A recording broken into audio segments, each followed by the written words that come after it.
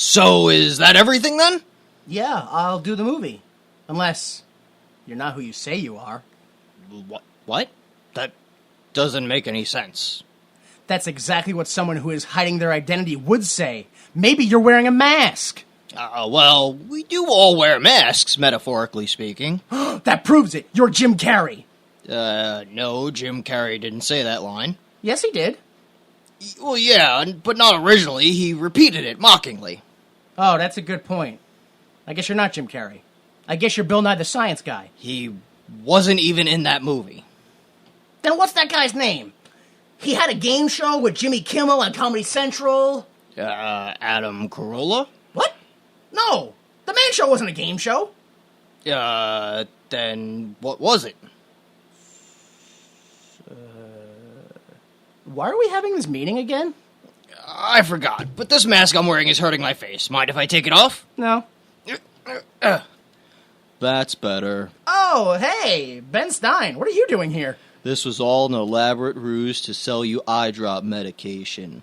But sometimes you need to know when to cut your losses and leave. Am I still going to be in the movie? Yes, of course. It's called The Astronaut's Wife. They irritate the irritated, flex perplexities, poise puzzles, magnify mysteries, impose inquiries, and coagulate quandaries. But more importantly, they ask one question. Why would you make this?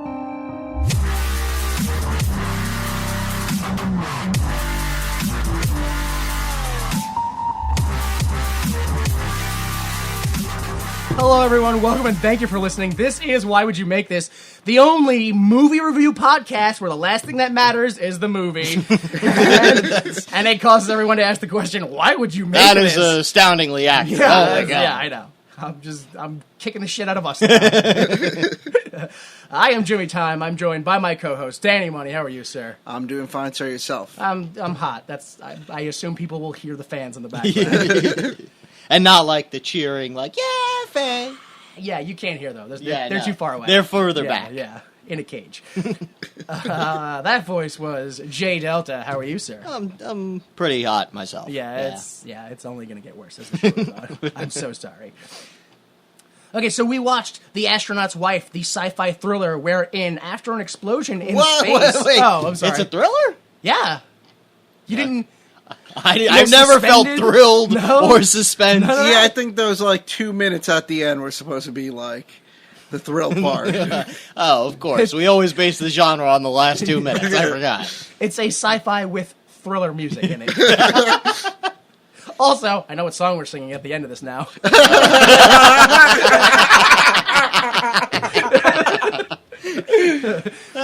All right, so that film, The Astronaut's Life, wherein after an explosion in space and subsequent 2-minute radio out period, the astronauts return home to their wives. Slightly, it's revealed that they're not the same as they were. Yeah, but only they're just a little different. Only slightly. Yeah. I don't want to, this is so deep into the film, but I love it when, what's his name, Reese Miles Dyson? Yeah. When he's like, oh, all the tests are the same, but they're not the same. They're a little bit different. I'm like, wouldn't that happen if I went into space anyway? Like, I was like, okay, so you took the test on 2 different days. What does that mean? Before he went into space, his stomach was empty, and when he came back, it was kind of full. I don't know what's up with that. That's weird. Not even that. The signature too. He's flipping out over his signature. Who signs the same way twice? I have probably never had the same, like, it's just, the J is always the same, and then it's like, blah, blah, blah. Exactly. My J's are never the same. I am so surprised my bank has never been like, yeah, we think you're trying to commit fraud against yourself. All right, so again, The Astronaut's Wife. It was released August 27th, 1999 in the USA, and slowly trickled out some places only on video, until finally on November 4th, 2000, it was released in Kuwait. All right, that's what we call liberation. I mean, it took, 6 years after the Gulf War? Yeah, 7 years? liberation? I think I would call that, like, torture. And It was released by Saddam Hussein. Yes. A violation of the Geneva Convention. Okay, so Kuwait is not listed in here. So that's probably why it got lost in translation. So, French, Canada, Croatia, Estonia, Finland, Italy, Norway, Portugal, Poland, Serbia, Russia, and Turkey all called the film The Astronaut's Wife or The Wife of the Astronaut or something that was close enough that I let it pass. The most astounding part of that to me is all of those nations have words for astronauts. Yeah? Yeah, I mean, like, come on, how many countries actually... Oh... Yeah. I think the best part for me, but it's probably like mildly racist, is Russia called it an astronaut and not a cosmonaut. Well, I would figure that they would have called it a cosmonaut. Well, no, astronauts are American, Yeah. cosmonauts are Russian. Okay. And then I think the Chinese have their own word. I don't know. I learned today that in India, your last name is whatever your job is. I mean, that's basically how last names started off exactly. for Europeans. Because we started talking about how English, like blacksmith and stuff like that. So in India, how in English, blacks and... Oh, blacksmiths. Oh. Jesus Christ. So I learned that I think it's wala is the name or is the word for seller or like to sell things. Yeah. So in India, there's a last name ice cream wala. Ice cream seller, yeah. All right, so we're still lost in translation, as you can see. Germany called it The Astronaut's Wife. Evil has a new face. No, it's the same face. Say over and over. Yeah. The face never changes. Israel called it Her Wife is an Astronaut. Yeah, it's gonna get a little worse. I mean, I know Johnny Depp can be somewhat effeminate looking, yeah, but... come on. Greece called it The Woman of the Astronaut. Well, yeah. Bulgaria called it Married to an Astronaut. Hungary called it The Astronaut. Mexico and Venezuela called it The Spawn. Oh, so the focus is the children. Yeah, not really, but... Spain called it The Face of Terror. France called it Intrusion. Because of that scene at sex the scene? party. Yeah. There's a big intrusion that I guess lasts hours because it starts the party and then goes home. And then seamlessly ends at their house. I'll admit, that scene, I was a little thrown off at first because I was like, wait. Are they on the fucking wall floating? And then I'm like, oh no. Now they're home? Yeah. Well, it's like the camera tilts and I was like, wait, what? Exactly. Like, they're not in space. They can't do that. They can't just like, okay, we're going to fuck on the ceiling now. Like, They sex themselves into Inception. And finally, Japan, in English. They had an English title, which was Noise. Noise. Come watch Noise for 2 hours. Yeah. I mean, really, that's all I want in my life. Just some noise to distract me from my horrible Chinese existence. All right, so...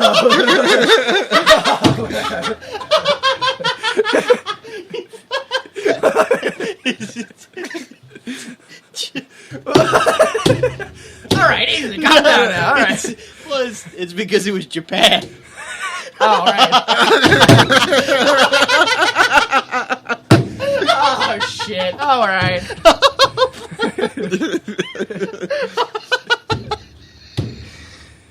They're the same. They're just across a body of water. Oh, So I'm currently selling a podcast if anyone would like to buy one, because I am not allowed back here anymore. Well, I don't know if that's going to explain why it made what it made in China, but at least we'll find out what it made here anyway, Mr. Money. my horrible Chinese existence. I mean, to be fair, I think a Chinese man would have a pretty horrible time in Japan. I mean, I don't know. I'm just saying. Oh, Please, Mr. Money, the budget. Here in the United States, the movie grossed $10.6 million. Internationally, it only made $8.9 million for a budget that was $75 million. oh my God. Oh, Yeah. They didn't even have footage of the space shuttle. How did it cost so much? They didn't even make a That third. what you call the Pentaps, probably. They bought the Penthouse. Okay, that that was the explains. mistake. In the last one, Tommy Wiseau bought all the filming equipment. They just bought all the locations. They bought the locations. They bought Fifth Avenue of New York. Oh man! All right. So yeah, that's everything, right? That's all the budget. They didn't make back a third of their film. Exactly. They didn't make back. They only made $19.5 million in total. Exactly. How did they both have careers after this? Seriously. Oh, actually, because they acted fine. It was the story that didn't make any sense. So, speaking of actors, speaking of great actors, let's go to the best hour. Our favorite hour? Our favorite hour! The Troy McClure hour. Oh, hello. I'm Troy McClure. You'll recognize me from such famous child-related occult films as Christmas Capers 2, Baby Jesus vs. Krampus, or The Boy Who Talked to God and Then Met Him. It's because at the end it turns out he's a ghost. Oh. So that's the occult part. Oh, okay. There you go. I yeah. thot, like, the kid was going to be like, I talked to God, and then everyone's going to go, Yeah. heretic, and just beat him to Yeah, death. right? No, it turns out already dead. Yeah. And then they go, oh my god, he was a ghost. Angels are real. What? Anyway, look, Johnny Depp plays Commander Spencer Armacost. You recognize him as Edward Scissorhands in 1999. Edward Scissorhands. Mad Hatter in the 2010 Alice in Wonderland. And most recently, Captain Jack Sparrow in the 2017 Pirates of the Caribbean, Dead Men Tell No Tales. I mean, that's, like, at this point, his whole shtick is, like, just doing ridiculous, over-the-top characters, right? Yeah, Yeah, pretty that's- much. And it's typically related to Tim Burton. Well, he's the only one deranged enough to hire him every time. Yeah, it's... Well, actually, Pirates isn't Burton. No, but that's the a Disney exception. thing. Yeah. It's Disney. Yeah, that's true. So, who else we got? Charlize Theron plays Jillian Armacost. You recognize her as Jill Young in the 1998 Mighty Joe Young. Wait. Isn't Mighty Joe Young about a gorilla? Yeah. Yep. So what, does she adopt a gorilla? Sure. Well, she has the last name as the gorilla. Yeah, I think she plays the mother to the gorilla. I've never seen it. I don't know. It's a Disney film. Ask Johnny Depp. Was it really a Disney film? Yeah. Disney's Mighty Joe Young, yeah. Yeah. Aeon Flux in the 2005 Aeon Flux. And most recently, Cypher in the 2017 The Fate of the Furious. That's the last That's the Fast and Furious movie. Well, not the last one, the most current one, because they're making like a whole nother trilogy. My God. Even though the last one had submarines in it. Yeah, well, apparently the next one, Yeah. they're supposed to be going into space, is the rumor. I Yeah. hope they crash in the sun. I wish they did that 5 movies ago. Yeah. Yo, but all the movies still make like $500 million easy. I haven't watched one since like the third one, so I don't Yeah, know how me bad neither. they are. They could be just over the top, like Expendables almost. I haven't watched any since the second one, and the second one was pretty bad. But yeah, I think at this point, they're like, oh, fuck it, we're an over-the-top action movie. Exactly. They really are. What is it? Because I actually saw Fate of the Furious, because Ashley's into all that shit for some reason. And yeah, it's just, at this point, just over the top, kind of like, what can we do with cars that we haven't done before? How can we make this seem more ridiculous than the last movie was? We got it. Tanks. We'll fly a tank, or we'll shoot down a plane by, keeping the plane down by shooting, cables to it and attaching them to our cars. That's going to keep a plane down. Sure. Yeah. Yeah. Yeah, okay, why not? Yeah. Uh-huh. Remember in the first one, where like their big heist was stealing TV/VCR combos? Exactly. Yeah, okay. That's how old this franchise is.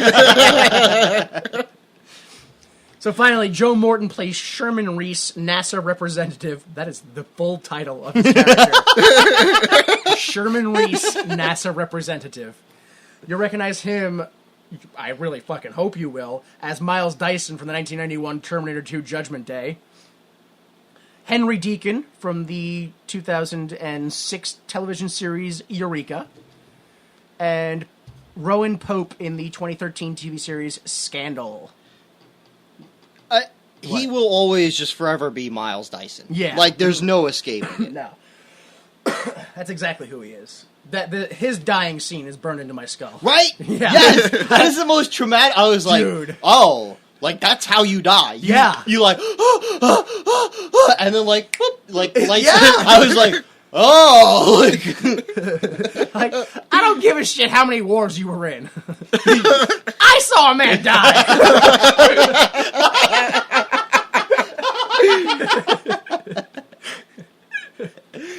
So, sir, you're here to treat your PTSD, and you say it's death related. Was it during the Afghanistan conflict, or? It's during the worst war we've ever seen in our lives. Judgment Day.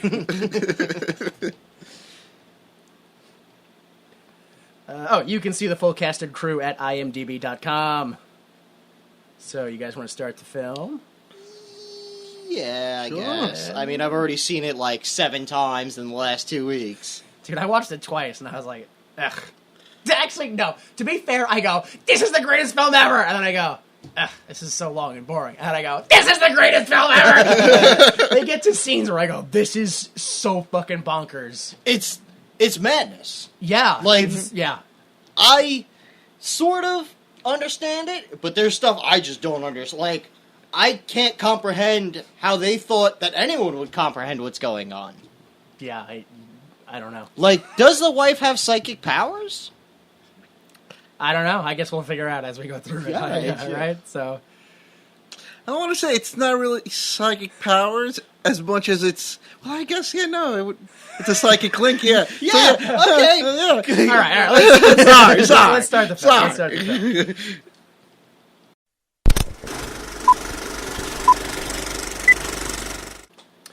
So the film opens on a black and white movie irrelevant to this movie. The presumed astronaut and his wife are talking about how he's leaving soon. She's a teacher, and they have sex. I am already losing my shit. Already. Really? Yeah, because...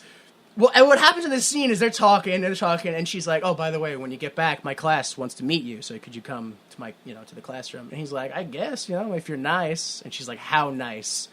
And he goes, "Well, do you like fruit?" She's like, "Yeah." And he pulls the covers up, and he goes, "Ain't that a peach?" And when he goes, "Do you like fruit?" my brain starts screaming at me, "Do you like peaches? Do you like peaches? How do you like them peaches?"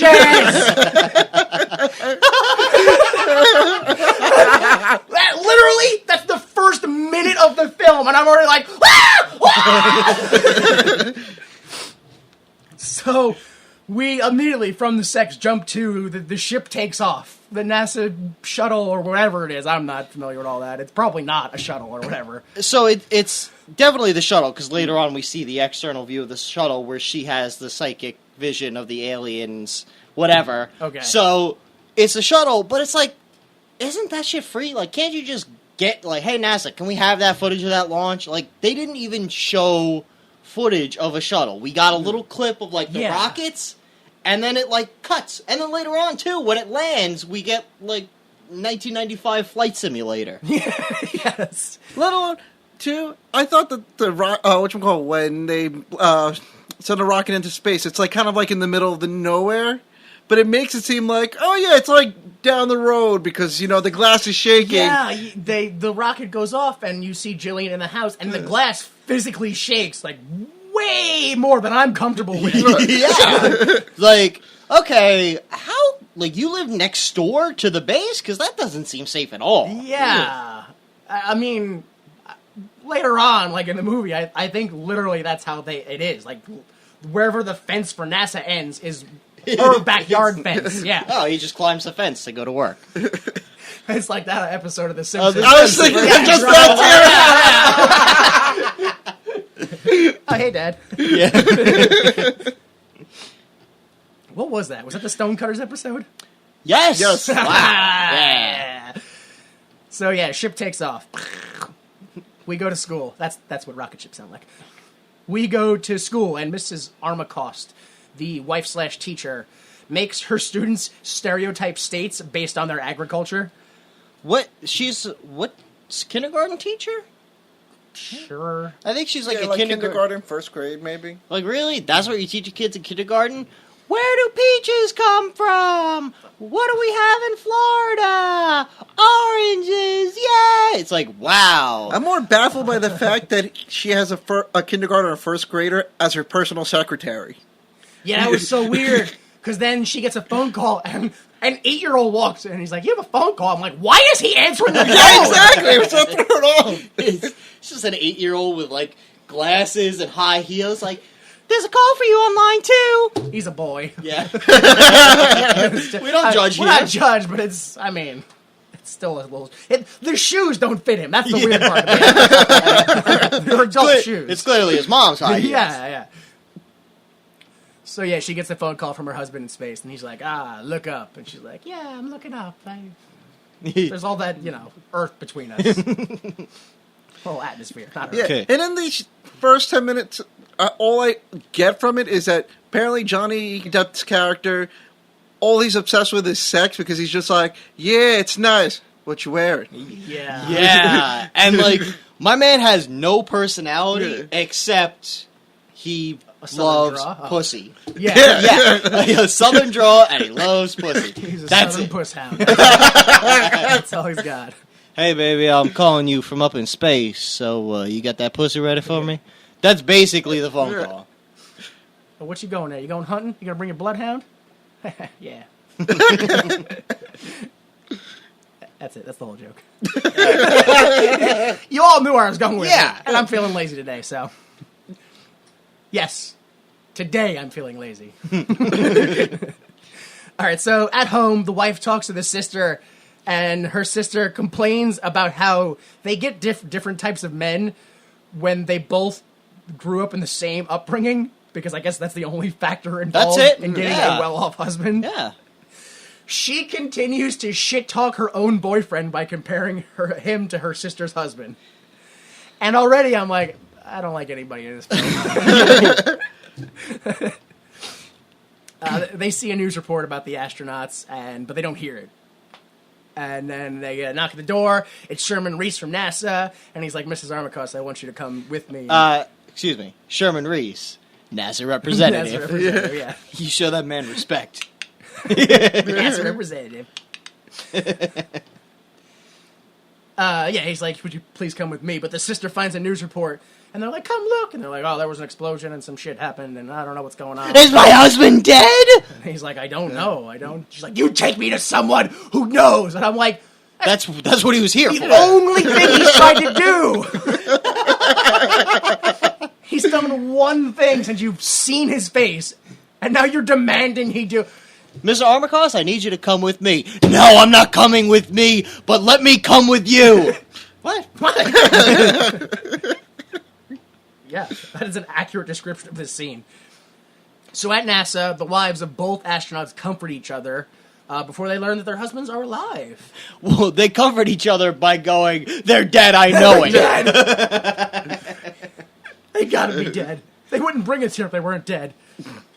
They also learn that they lost communications with their husbands for 2 minutes, and that's the part that really upsets them. That's the part that really upset me. Yeah? 2 minutes. 2 minutes is long enough for there to be some crazy news report and for them to dispatch, what's his name? Sherman? Yeah. Sherman Reese, Sherman NASA Hemsley, representative? yeah. Yeah, Sherman Helmsley, NASA representative. Hemsley. Never mind. Well, no, the news report is not really about, I don't think, that they lost a communication for 2 minutes as much as there was an explosion with Yeah. the satellite. I don't know. That upset me because I was like, how do you think space communication works? Like, I mean, during the Apollo program, our dudes went to the dark side of the moon, or Apollo 13, right? Guys go to the dark side of the moon, and we lose communication. It's just, it happens. It's like, radio doesn't travel through the moon. yeah. And that's why I was like, it wasn't an hour, it was 2 minutes. Like, you fucking... Oh, out there, all alone, for 2 minutes. It's like, Really? Like, I've daydreamed for longer than that. Like, what are you... It's fucking nothing. And then on top of it, they tell them, okay, they're alive, they're fine. Yeah, we're going to show you a video of them flying back down in the rocket now that we got them back on the spaceship. How long were they in that room, if you think about it? Because a rocket isn't just going to land within like 5 minutes from space down. Yeah. Oh, man. All right, we lost communication with them for 2 minutes. They're back on. Everybody, straight down, back to the planet right now. That too. Yeah, we're going to abandon it now that, we lost communication for 2 minutes. Shouldn't we, stabilize them, make sure they're okay? No, there's no time. Send everything to Earth immediately. Yeah. Point all the thrusters down and on full. And, again, our view of the shuttle landing is from... It's from a first-person perspective of the shuttle. Of the shuttle in computer graphics. Oh, was it computer graphics? It looked like Flight Simulator to me. It didn't look like real... To be honest, I wasn't looking at the screen. I was looking at how crazy Mrs. Armacost was, walking front row at the movie theater close. I was like, yo, who but an insane person would sit that close to the theater? She's gotta be a crazy person. So we go to the hospital, and suddenly the astronaut wakes up. He's fine. But the other astronaut is not, because he was old. Yeah, well... By a year. Them olds can't handle space. No, which is why they send him up there in the first place. What? So, later, what happens here? I don't know. Whatever. I can't tell you what happens. He wakes up and he's like, where's Alex? And they go to the ICU, and Alex is sleeping, but then he wakes up and starts to die. He, wakes up and is, loses his shit. Yeah. Where's Spencer? Spencer! And then, boop, boop, boop, the machines and flatlines. See, that's so strange, because at first because they really don't say anything when they show that scene, at first I was like, oh, he died! And then all of a sudden he came back to life, but I was like, oh, that's fucked up and weird. Dude, there's so many scenes in this movie where I go, oh, that person just died. And then it turns out they didn't. No. They were alive. They just decided to go to sleep at that moment. So, this is where I want to start talking about the movie, how I viewed it the second time. Okay. Because this is where I watch it and I go, okay, so later on at the end, we learn that what happened during the 2-minute blackout was an alien... transmitted itself through space into at least Spencer's body.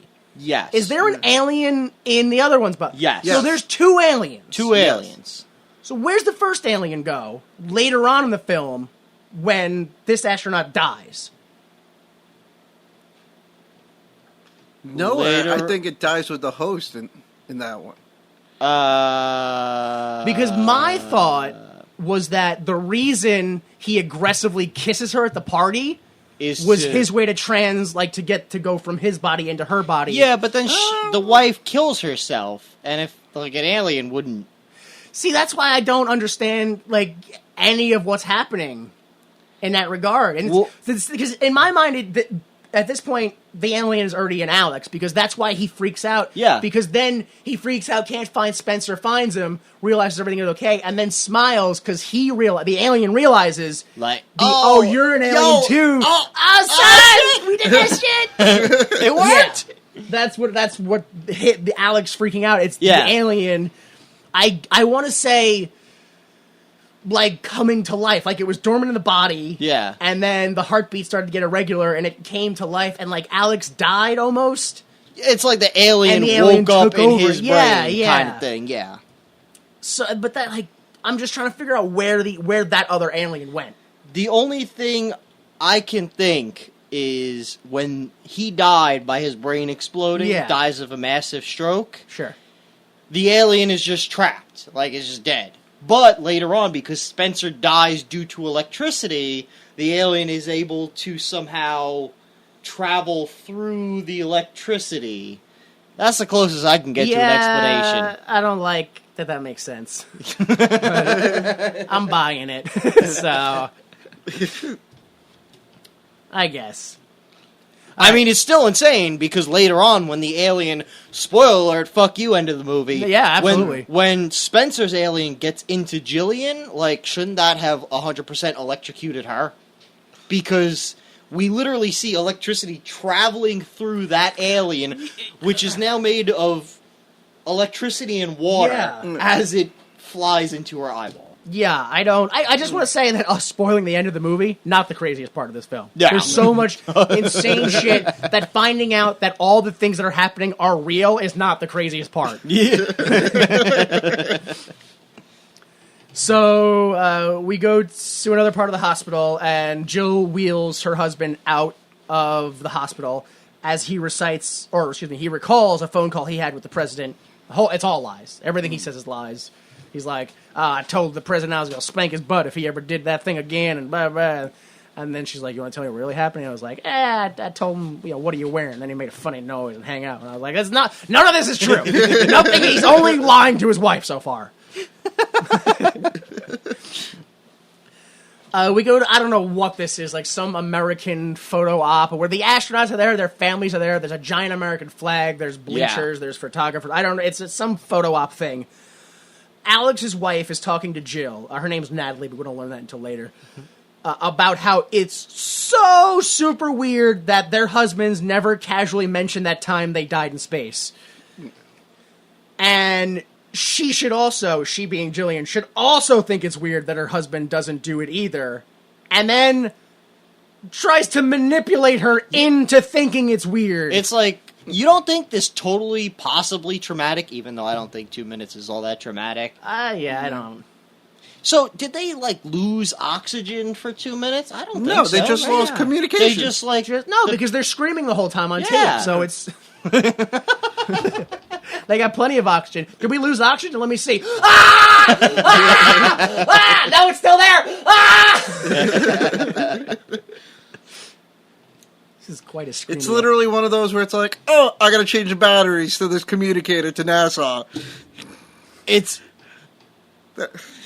2 minutes. Exactly. It's ridiculous. 2 minutes. 2 whole minutes. They were out there all alone. How did you lose communication with them for 2 minutes when the cable goes from Earth all the way up into space? I know there's signals that can be blocked or anything. Remember when he called me and you counted down to when we were going to lose communication? That was because the dime was going to run out. Is that how it works? Space still works on payphones? Yeah, absolutely. It's all payphone based. That's why they have to worry about the weight because of all those dimes they bring up with them.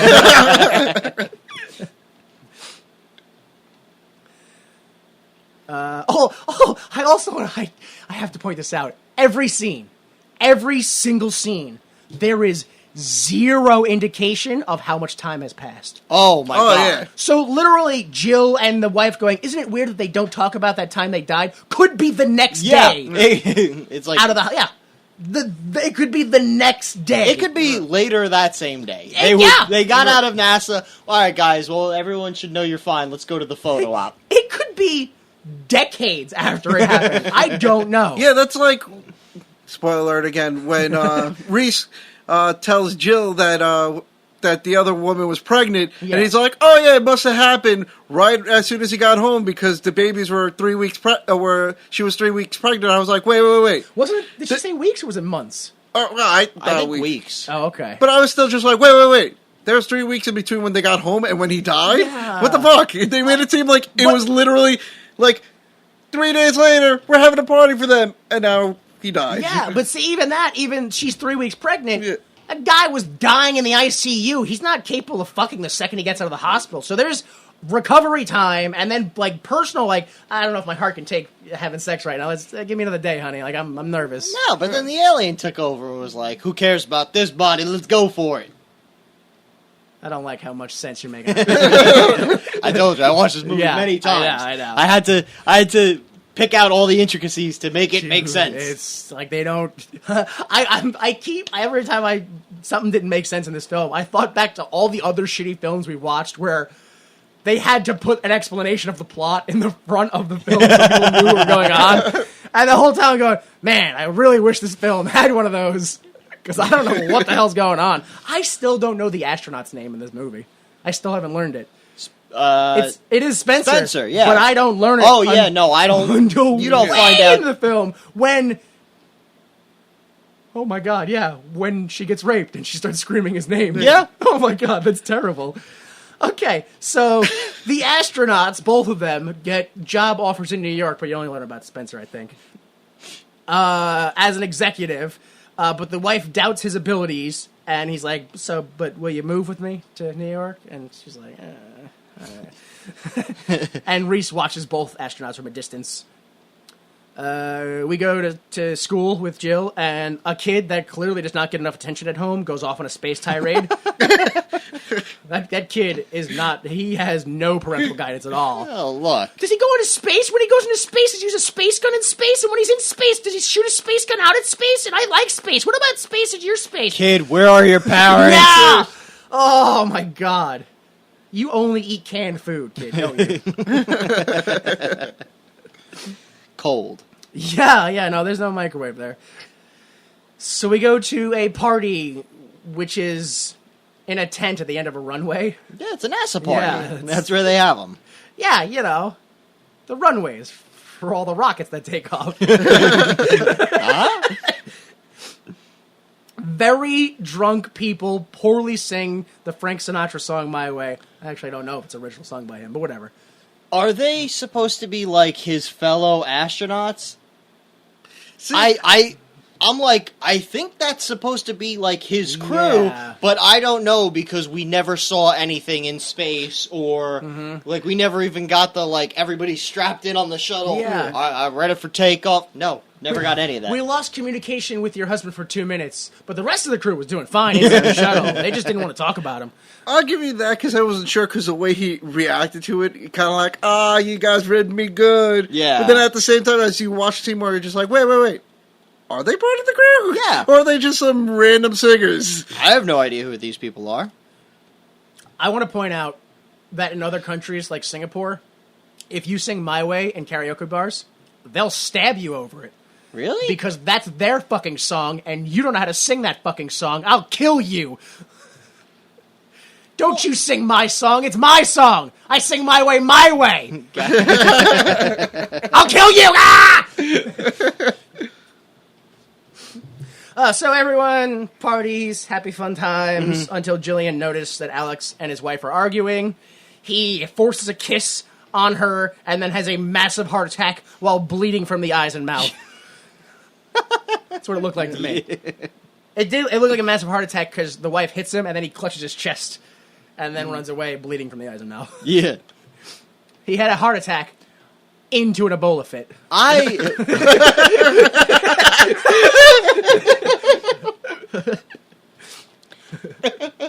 love that he freaks out and loses his shit at the party for so long, nobody notices. Like, there's a point where he literally, like, and smashes all the glasses, and there's, like, one dude who's like, the fuck is this guy's problem? And that's it. Everyone else just like, that's it. Flipping tables, and everyone's like, Wang Chung tonight. No, let me tell you, if there's some, like, punk song, like Ramones playing. Oh, yeah, no, that's right. It was My Way by the Ramones or whoever. Or by the Sex Pistols. Yeah. I read the subtitles. I've never really listened to punk music. It's awful. Oh my god, punk music is terrible bad. Just so you know, most punk fans are homeless. I believe it. A lot of them are homeless. And a lot of them who aren't homeless are really close to being homeless. Well, what do you expect? If you look at any punk band, they kind of dress like they're homeless to begin with. Yeah, So, yeah. I believe that. So we go to a NASA press conference that's in the same place, so it may take place Minutes later, yeah, literally. So NASA says he died from a stroke, and then some doctor lady shows up and says, he's fine the same way we're fine. I just like how the NASA guy calls it a massive insult to the brain. Like, is that how you describe it? An insult to the brain? I gotta look up insult. Maybe he's using like definition 3 or something like that. Yeah, that's... So at the funeral, the astronaut and wife immediately split up. Natalie, the dead astronaut's wife, wants to talk to Jill, so she goes and talks to her. The wife, Natalie, says they talk to him and motions towards either the radio or the dresser full of pills, and then dies. Jillian puts a blanket over her, and I think she's going to put it over her head, but she stops at the neck, and then Natalie, wakes up and goes, "He's hiding inside me." Dies again. And then dies. But it goes back to sleep, really, yeah. And we go back to in the living room. The astronaut, he refuses any of Mr. Reese's questions and whatever, inquiries and all that stuff. And then we hear a scream, and some little girl has discovered that Natalie has killed herself. I say some little girl, but that's the now orphan, isn't it? That has to be like an orphan. I guess that's I don't think so. Probably their kid. Oh, no. Why No. else would a child be in her bedroom during it just seems like a weird place for a kid to go. That's Young not related to sociopath her. child that was digging through the coats that were left on the bedroom. Then why'd she go into the bathroom? She heard the sizzling. The zapping. She had to go to she had to pee, you get tired stealing stuff out of people's pockets. Oh, that's true, and you want to violate everybody's trust. You go piss in the master bathroom. And then you poop in the tank of the master bedroom toilet. Yeah, exactly. So we go to New York, because immediately fuck that shit. We're just moving now. We're at some big, rich gala thing, in a museum. Mm-hmm. Everyone's wearing dresses and drinking champagne. It's some bourgeoisie bullshit. Some 1% nonsense. Yeah. Jillian gets snubbed by some jerks, but then the owner or runner or party planner, I don't know what she is, whatever, the lady in charge in some manner, comes over and greets her, and she's like, "Oh, I like the way you laugh. Let's hang out." While that happens, the astronaut is smoking cigars with other executives. Later, the astronaut brings the wife alcohol while she's just somewhere else at the party by herself. She's drunk and decides she wants to know what happened in space. The astronaut covertly checks her pulse and then says, "Let's take a walk." He tells her what happened, but also not really, and then he checks her pulse and rapes her. Well, it was kind of weird because there was kind of consent, but yeah, no consent. That's what I have here. It's no big deal because she likes it and wants it. Totally obvious. Yeah. Oh my god. Totally obvious, yeah. But in this scene, he's like, "You want to know what happened in that 2 minutes? It was nothing. It was darkness. It was cold. It was silent. And then warmth and light. And you gave me life. Your vagina gave me life." Yeah, that line came out. I was like, what? Yeah. My theory is that that's the alien talking absolutely candidly right now. He's 100% truthful in what he's saying. He's like, it was freezing out there, in and then space. I found out about that pussy that can make some children, and oh man, I went into Spencer's head, and what's the one thing he's always thinking about? Your pussy. And that gave me life. So, he rapes the shit out of her, and the sex scene, as we said earlier, just kind of translates until they're home. And this is so fucking gross. But in this sex scene, you can tell when Spencer comes based on when the static sound music hits Jillian. Yeah. That's fucking gross, dude. It's gross. That's really fucking gross. Yeah. Are we too... when we hear the static sound, is it implying that she hears the static sound? Yeah. That's what I think. That's 100% what I think. Right? Yeah. I mean, it doesn't really make sense. Or if not she hears it, she hears the babies hearing it. Yeah. Oh, yeah, dude. Yeah. I know. It's... Like I said, it doesn't matter what the ending of the film is, because all this shit inside the film is the stuff that makes no sense. So, whatever. She has her static attack sound. Later on, she wakes up and touches her vagina in pain. And then she walks away and finds Spencer listening to an echoey, staticky breathing thing in the radio, basically what she heard during the orgasm. Okay, but what's that? Because there were two aliens. One was in Alex, the dead astronaut. The other's in Spencer. What's the static on the radio? Other aliens, yeah. Communicating? From where? I don't know, but later on in the film, they say they're going to build a ship that shoots out that signal. Yeah, but they can already pick up the signal on just a regular radio. Yeah. Okay. I don't know why this whole film revolves around the fact that they're going to build a ship that's going to shoot a signal that I guess makes everybody an alien? No, apparently, well, I guess they think the signal's going to turn off other electronics. Oh, okay. That's like, it's a military... It's basically like a flying EMP that just disables.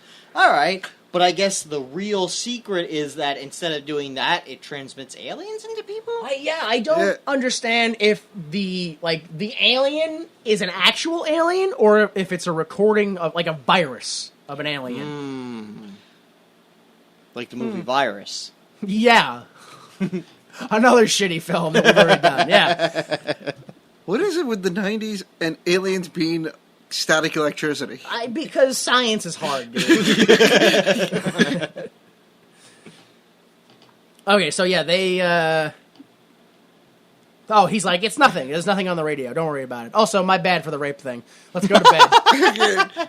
He does. He's like, sorry I was so rough. Let's go to sleep. He's like, I mean, look, we were both drunk, so you can't say nothing. Exactly.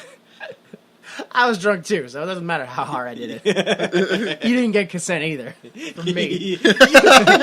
Maybe you raped me. You're the rapist. Remember when I held you down and forced myself inside you? Well, I was drunk. So you raped me. Dude, the weirdest part about this film to me is that it takes place in 1999. Really? That's the weird... Yeah, they remember the computer in the classroom? Yeah. That's not in the 50s where this film feels like it takes place. That's a 1999, like a 1996 at least computer. Yeah, or 95, like you said. Yeah. But I mean, we had astronauts in the 90s, so why is that? But no, just because the way it... everyone's listening to an old-timey radio. Oh, okay, everybody's got... First off, every radio is a 1950s radio-style radio. That's true. It's... I don't know. It's just weird. Maybe they were the first hipsters. Oh, well, it's Johnny Depp, so yeah. Yeah. Of course. Wow, they moved fucking New York City, and all of a sudden, they're living in this lush penthouse, but they're buying, shitty antique radios? Yeah, that's... Mm-hmm. All right, so we go to school. Jill reads Rumpelstiltskin to the kids and has a static attack. we go home. That's what I'm calling it from now on, so... Wasn't that... That was a kid's show, wasn't that? No, that's Static Shock. Static Shock, okay. The maybe not first, but first black superhero is what they said. The first teen black superhero. Yeah, maybe that's it. Oh, yeah, we go home, and Jill calls Nan, which is her sister, the girl that was bad-mouthing her boyfriend earlier. Nan says Jill can't let the sadness get to her, and not to get it like it was before when Mom and Dad died. And then Spencer comes home. He says, nothing important, and the scene ends. We go to school. Jillian has a positive pregnancy test, and she is shocked deep into thought. Yeah. I was, again, so confused, because the way cuts happen in this film is she's at home, Spencer's home, and then it's and then it cuts to the pregnancy test, and it pulls out. I was like, that's a pretty shitty bathroom for their rich... she's at school. Yeah. Why would she take a pregnancy test at school? That's weird. I guess she was at work. And then she stands in the hallway... for the entirety of a period changeover. Yeah. At least. Again, she's a kindergarten teacher. Why are there period changeovers? Why are there period changeovers? I don't... Or why is there kindergarten in the same place as, high school students? And why is her kindergarten class unsupervised? Yeah, where, there's so many questions. This is where they go to, gym or and whatever. not even that either. How is she standing in the middle of the hallway? No one bothers to bump into her, and everyone just passes by her. Not a single adult, idiots. not a single other teacher is like, oh, hey, Jillian, are you okay? You seem a little, weird that you're just standing perfectly still in the hallway. You seem a little, PSTDE. PTSTDE. You seem a little alphabet-y. Which of them letters you got today? A couple ABCs, a couple XYZs. Don't even get me started on QRS. That is not curable. So we go to a party. Oh, it's not a party. It's a dinner party. It's just the two people. It's Spencer's boss and his wife, and the wife is the lady that like ran the gala thing or whatever earlier. Yes. And so Spencer's boss goes on about how cool planes are and how cool the plane they're building is, and it's a plane with 2 engines, 2 pilots, a 75-foot wingspan that shoots a signal, and Jillian has a static attack. And the plane stops electricity, and it, like, in the middle of that, she has a static attack, so... Yeah.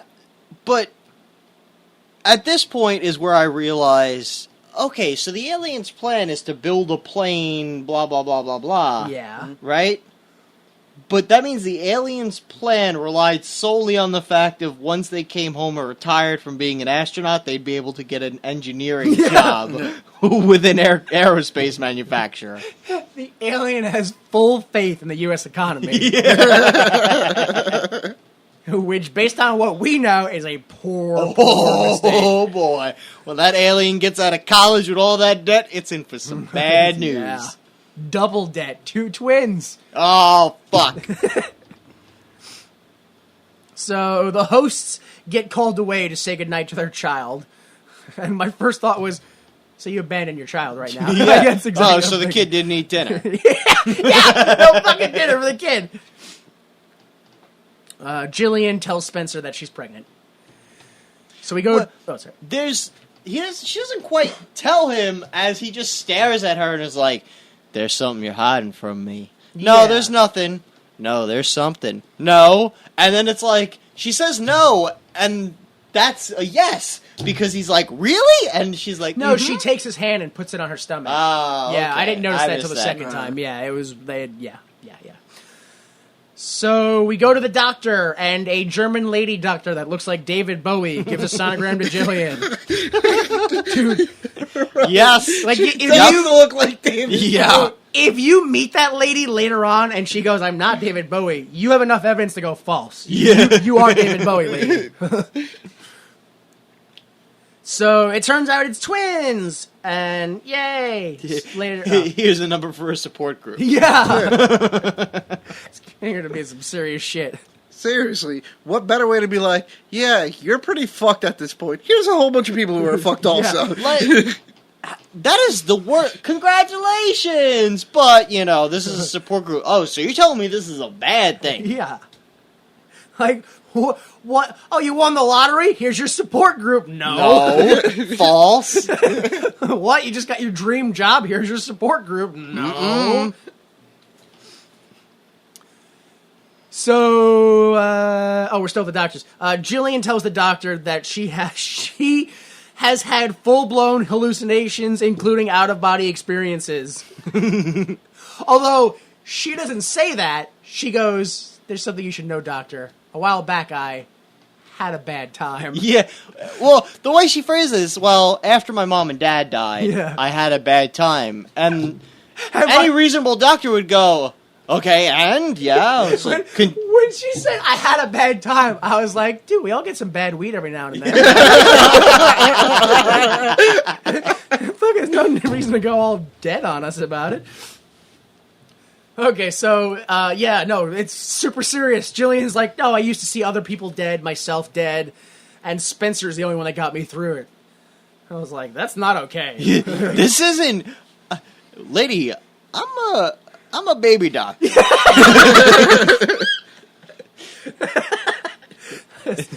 This is not even like a baby of a problem. Yeah. This is bad.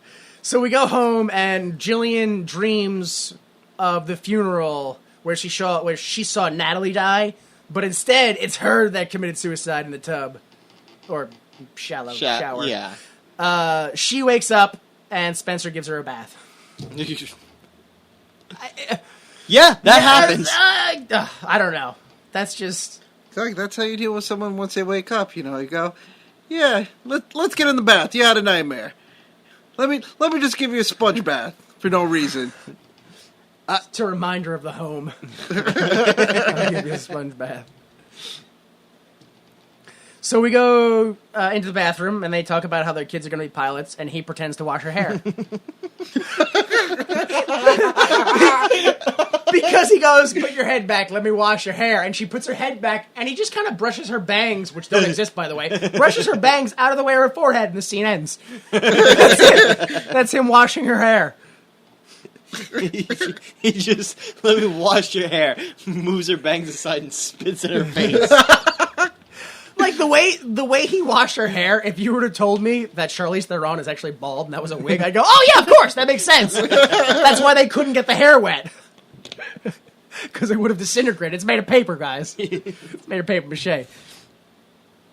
We go to the pregnancy group, and women share self-doubt and irrational situations. And despite it being a support group, none of them actually support each other. No one is supportive. No. In fact, they all complain over each other about different complaints. And the whole time, Jillian's like, dude, I don't want to fucking be here. Yeah. So, what do we get? Yes! Dude, this is easily the weirdest fucking scene in the film. We go home. Oh my god, yes! And Jillian goes to turn on the radio as music intensifies. Oh, this is it. This is the thriller scene. Which, I want to point out, once we've seen Spencer listening to the radio. Yeah. There is no reason for it to be this dramatic that she's going to turn on a radio. Goes... Boom, boom, boom, boom, boom, boom, boom, boom, boom, boom. It's fucking samba music. Yeah. Yeah. And she starts dancing like she's the star of a Gap commercial. Yeah! She's got her fucking, like... Dude. Her black pants and her denim shirt like she's Ellen. Like it's the start of an Ellen show. You know what this really made me think of? Pulp Fiction. You know the scene in Pulp yes. Fiction where it's all toe twisting. Yeah. Yeah. Where they fucking get back and what's her face? Mrs. Wallace. Yeah, Mia Wallace. Wallace turns on and she starts dancing and of course we get the shot of the feet because Tarantino's the director. Yeah. Gotta throw him under the bus real quick. Well, I'm just like we get the shot, the close up of her feet as she. We do, yeah, in this film too. Yeah, we get the toe twisting dancing and she eats stuff out of the fridge and like if this was a Tupperware commercial, I would have been like, yep, like fucking. It seems so out of place. Spencer like appears almost teleportingly. That's not how you say that word. Whatever.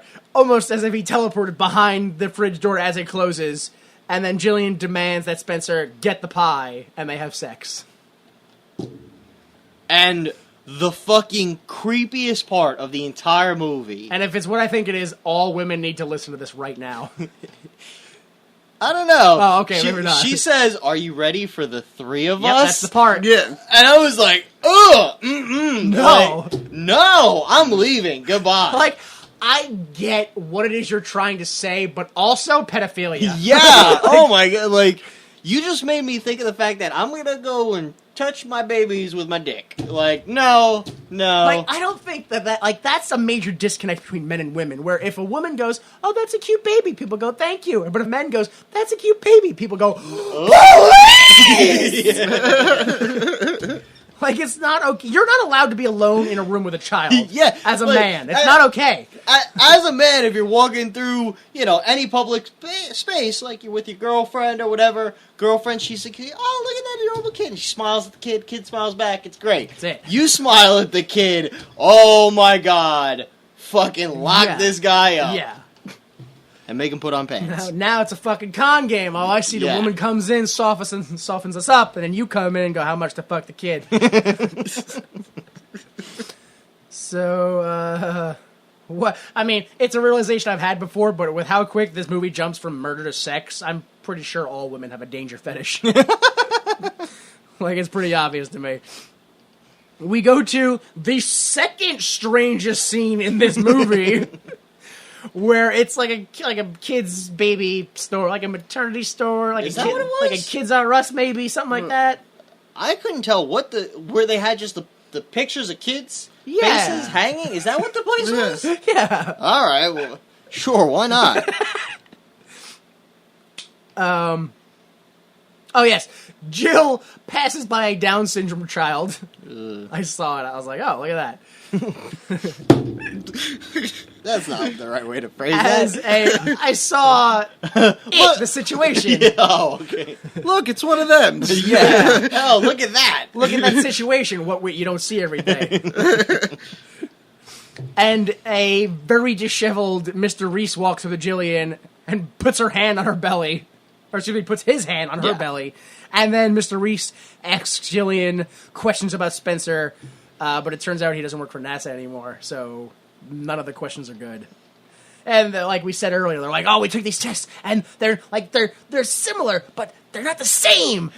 And while he's going through his rant about something that's perfectly normal, that on 2 different occasions the test would be slightly different. Yeah. Okay, whatever. The camera does this crazy, like... No, not yet, though. No, because she's like, do you work for NASA? And he's like, oh, no, they wouldn't listen. I was terminated, all that stuff. I have to leave. And she goes to leave, but Reese follows her, and they walk onto a very small merry-go-round. Oh, yes! And I'm like, what? Because it's like, it turns like, oh no, listen, you have to listen to me. Natalie was pregnant when she killed herself. Also, listen to the tape. Don't you hear how scared the astronauts were?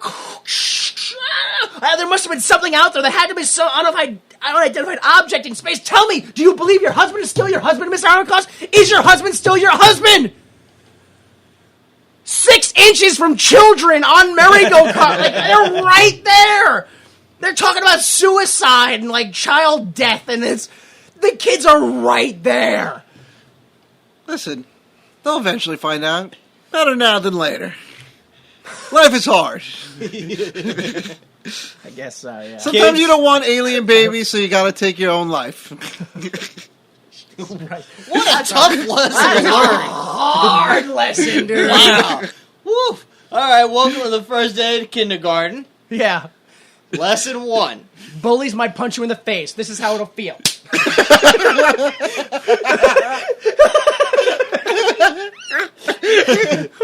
All right, now that you got lesson 1 down, lesson 2.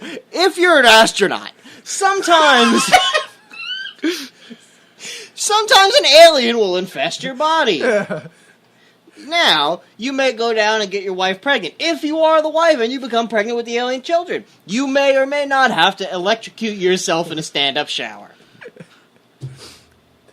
Listen, they gotta know they have options out there. What the options are. So they can electrocute themselves in a shower or in a living room. It's your choice, guys. What years from now, when you die, you'll either die being electrocuted in a shower or in a living room. So, what are we doing? Yes, suicide and abortions and murders and explosions in front of children, spinning around dramatically. Yeah. Like the merry-go-round spins in one way and the cameraman runs in the opposite direction, so it's just like a blender. Security shows up and then kicks Mr. Reese out of the same door that Jillian exits. Yes. Like, literally, she walks out and the security guard's like, all right, man, if you want to follow her, she went that way. Excuse me, ma'am, is this man bothering you? Yes, he is. Well, he can't do that here. You're going to have to take it outside. We go to... home. We go home, and Jillian listens to the tape that... what's his name? Reese gave him, and she doesn't like what it sounds like, so she smashes it and throws it down the garbage chute. He wraps it up in a handkerchief, Yeah. smashes it with a hammer, including the tape recorder, what a dick, and throws it all out. Later, Nan comes by, and she suddenly has blue eyes. Oh, I didn't... Dude, yeah, she's got brown eyes for the first half of the film, and then suddenly she shows up, and she has the bluest eyes. And then she shows up later and has even bluer eyes, like they forgot what contacts they used. Jillian tells Nan everything that's happened with Reese and all that stuff, but she can't tell Spencer, because it's just don't. Just don't. Don't do it. Later on, at a diner, it turns out that Nan's boyfriend, that guy that she's been nonstop bad-mouthing for this entire film, has left her. Surprise! What a weird thing for him to do. Jillian has a static attack and wants to go home. End of scene. They go home. Yeah. I just want to talk about how much I hated Nan in this scene because the coat she was wearing was like puppet fur, and I was like, no! Well, what's funny? You just wanted to go and throw red paint on. Yes! I thought the same thing. I was like, that is a really weird fucking coat. It looks like she robbed Wanda Sykes on the set of Pootie Tag. Wow. Yeah. What a That's reference. Deep reference. Holy fuck. A reference to the wardrobe of a non-main character of a not popular film. Listen, some people will hate Pootie Tag. I will forever love Pootie Tag. Well, you know what they say. Bada day. So, where are we? Nan They get back home. kills a puppet and wears it. Yeah. And you run up and throw red paint on her. Yes. I say fur is murder of my people. Yeah, so we go home, and Jill is upstairs, and she hears some talking, and then she comes downstairs, and turns out Nan went out for the evening. And Jill asks about the 2 minutes again, and Spencer gets upset, and he says that you just have to be happy. Just try to be happy. Just be positive. Yeah. And she slides her hand down the side of his face, and then goes, good night. Yep. Good night, I'm going to sleep. Next day, Jillian calls Mr. Reese and asks about Natalie's baby. No, babies. Babies. She had twins. Reese wants to show Jillian something, but she decides to tell the story of the the story of the princess whose beloved prince died in battle. Have you ever heard that story? Oh, it's the most famous story in the world. That I totally made up right now. Yeah! Enemy prince rapes princess, but also I guess she just happened to bang the prince before he left, so who's the dad? Oh, except also in this story, the enemy prince is wearing the beloved prince like a skin suit. Yeah, sure. Because you can't tell them apart. Like, it's... whatever. Mr. Reese waits for her to finish and then says, meet me now. We go to a subway stop. And Mr. Reese sees Jillian, but then stops her because he's approached by Spencer. He's like, oh, Mr. Reese, let's go have lunch. And Mr. Reese has no spine and is incapable of lying, so he goes with him. Yeah. Yeah, all he could have said was, oh no, he says I'm not homeless, I'm jobless. And he's like, well, you're a free man, come have lunch with me. And all he needed to say was, no, I'm meeting someone about a potential job here. And he would have been like, oh shit, I don't want to fuck He's that like, up. oh my god. Or not even that. When he's like, oh, I heard rumors that he got fired from NASA, he could have just been like, no, that's a lie. That's just a rumor. It would have been the end of the day. Yeah, he's got, like, to be fair, he is full-blown paranoid with the whole alien thing, but... Perfect reason to go with the alien. Yeah, like... Perfect reason to not come up with any lie. Literally like, oh, I have to go in that building, sorry. Yeah! No, I was just going to take the subway, that's why I'm standing in front of it. I gotta catch it, I gotta do a thing. It's New York! Yeah. Just make something up! Stuff's always happening! So, okay, we get back home, and Jillian yells at Nan for telling Spencer about everything, and Jillian asks, so what did you guys talk about? Where did you go that night? And because Nan loves her sister so much, she refuses to answer any questions and then leaves. And also, we're to imply that, let's say Tuesday she told Nan what happened, and then Wednesday she talked to Mr. Reese and was like, hey, I'll go meet you. Yeah. And then Nan was like, oh, by the way, she's meeting with Mr. Reese on this day. Yeah, Like- apparently, I guess. Nan revealed something she didn't know was happening. Yeah. Is that what's to be I implied? guess, yeah. Okay. Or is it just the fact that she tipped Spencer off and Spencer used his Psychic static connection, yeah. whatever. I don't know. I was upset at Nan. I was like, just tell her what you did.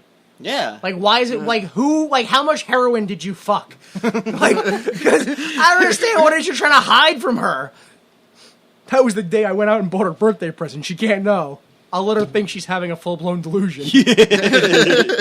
And then It's not like she's had previous episodes before. Oh my god. What a fucking shitty sister. So, we go to a payphone, and Jillian calls Mr. Reese in his hotel apartment thing. Oh, he's gone now. But he's full-blown gone. Yeah, he is out of there. Jillian gets a note from Mr. Reese in her school mailbox. Wait, now I got a quick question. Yeah. Now, is she outside his building on the payphone? Yes. Okay. That is 100% what I believe is happening. Okay, because they made it seem a little weird because, like, they did it in kind of like the vision of the, whatchamacallit, psychic link kind of a thing, because, like, it was kind of one of those, like, oh, yeah, there's a view, but it's a little wavy and foggy. Oh, yeah. So I wasn't like sure if it was fade out. her, yeah. Yeah, no, I know what you mean. No, I'm under the impression that she was across the street. Gotcha. So we go to a storage locker, because the note said, here's the key, go to the storage locker. Jillian finds a buttload of articles on her husband and McLaren Aviation. She finds a tape, and the lights go off. And she runs with fear, twisting and turning down the halls. And the lights are on an automatic timer next to a giant sign that says so. And this is when the fucking film dies for me. Really? Yeah, This because is this is when I'm like, oh, so she's literally running from her own paranoia the whole time. Well, yeah. At this point, I started to wonder, like, is there? Because I didn't know, is she hearing the static, or is it literally just her going crazy? But to me, this scene sets up, oh, it's 100% all her paranoia. Yeah. So she goes home and watches the tape. It's Mr. Reese. He explains that something up in space, that there was something up in space with the astronaut during those 2 minutes. And imagine if you could move as fast as a thought, because you were a thought, and imagine that thought could go into a person and erase them and write over them like a tape. Sure, why not? All right, whatever. Obviously, he was thinking about that tape when he was coming up with that theory. Yeah. Not even that. He goes on like a 2-minute tirade about how in NASA you always have a backup plan. Always have a backup plan. Yeah, and I was like, really? NASA teaches you to make a backup plan Exactly. on a cassette tape? Like, oh, he says that the ship her husband is building has a computer, 2 computers where the pilot goes, twin computers, like your twins, and I'm like, dude, that's a giant fucking leap. That's a huge stretch. Well, no, not even that. Doesn't he say, like, it has room for 2 computers, but the computers don't even exist yet? Yeah. Implying that the twins are the computers? Yeah, like, Yeah. it's 100%, yeah. Is that what the implication was? Oh, That's what did I you really assumed. not get that? Yeah, that was 100% the implication, was that her twins were in her body were going to be the twin computer pilots that were going to guide this ship in wherever it was going to be guided to. So, a presumably billion-dollar company is building a ship that won't fly for a minimum of 18 to 20 years when her twins are born? Yeah. Okay, just checking. Just like, making it sure. doesn't, like, when this happens, I go, so everyone at McLaren Aviation is also an alien. Right, yeah. Like, it doesn't...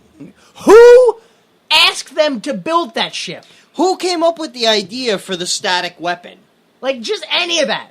Any of that at all. Because this is meant to seem like, oh, this is an alien conspiracy, except for the fact that, like, Johnny Depp just happens to get offered the job.